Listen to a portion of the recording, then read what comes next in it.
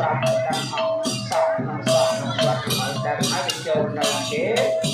អត់អស់ទៅណាបាទអត់បានពីការនិយាយទេសក់របស់អត់បានខំដល់ទេ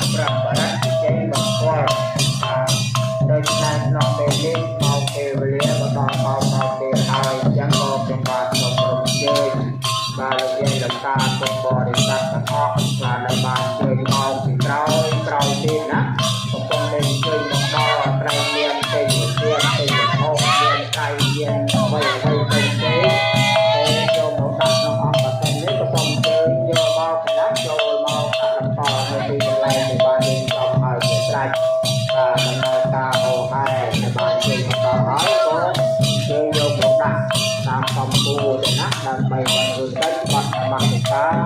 ចំពោះគុណបរតនត្រ័យបាទជាមួយនឹងខ្ញុំទាំងអស់គ្នា